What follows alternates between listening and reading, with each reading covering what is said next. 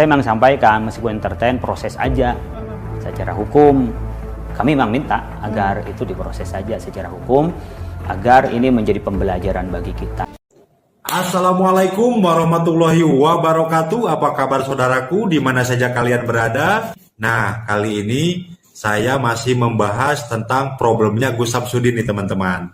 Entah kenapa Gus Samsudin ini masih saja menjadi sorotan banyak orang tentang kontennya yang kontroversi menurut saya. Karena di satu sisi ada yang mengatakan bahwa kontennya itu hanya bersifat edukasi pada masyarakat tentang kesesatan Wahabi. Namun di sisi lain juga ada yang mengatakan bahwa kontennya itu merupakan sebuah penodaan agama seperti yang dikatakan oleh Wakil Ketua MUI yaitu Bapak Kiai Haji Khalil Nafis.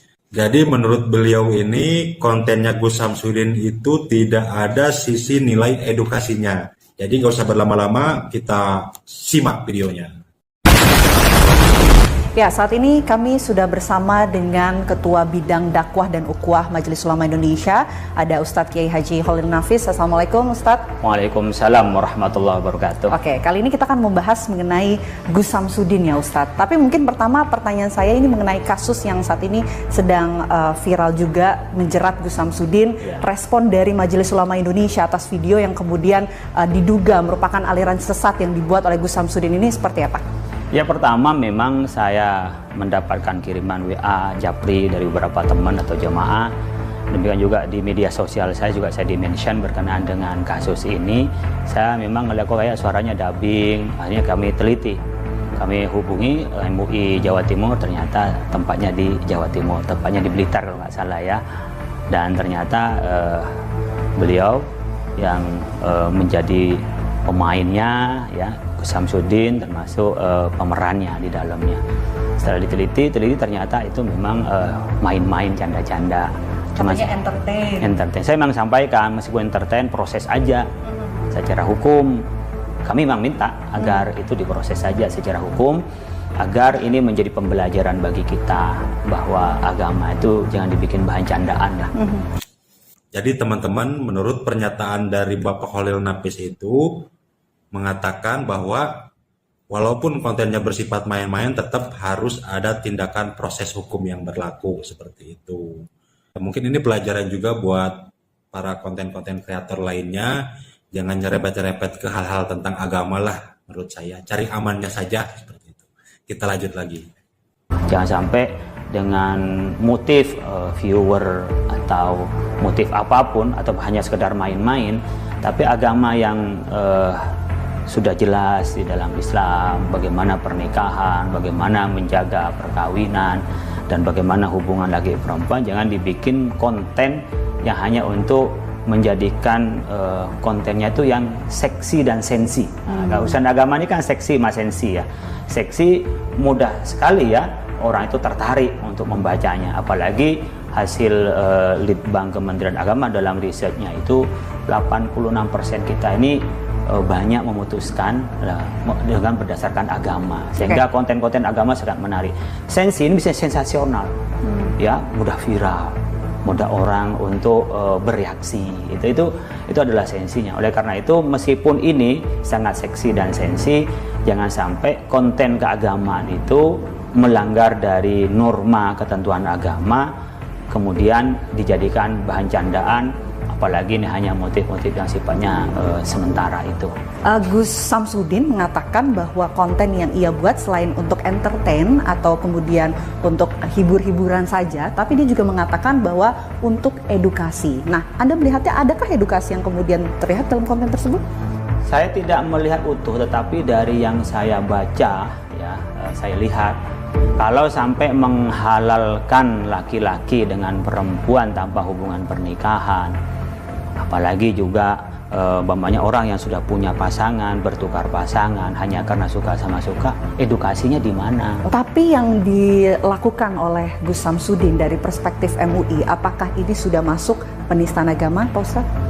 Kalau penistaan agama, saya melihatnya belum masuk pada kriteria penistaan agama, tetapi penyimpangan. Penyimpangan itu beda dengan penodaan. Penodaan itu adalah kemurnian agama itu dinudain dengan umpamanya Al-Quran dibilang adalah bukan firman Allah, umpamanya kan, umpamanya Nabi Muhammad itu nabi terakhir, masih ada nabi lain, dan itu bagian penodaan.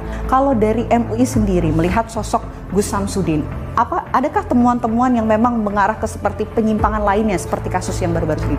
Kami belum pernah meneliti kalau kami di pusat ya, saya nggak tahu nanti kalau di Jawa Timur kami minta apakah Jawa Timur sudah meneliti tentang sosok tertentu. Karena bagi kami beliau bukan sesuatu yang punya pengaruh besar. Ini saya tidak menganggap punya pengaruh yang sifatnya nasional. Ini hanya lokal aja, saya pikir hanya gaya-gayaan aja, hebat-hebatan aja, sok-sokan aja.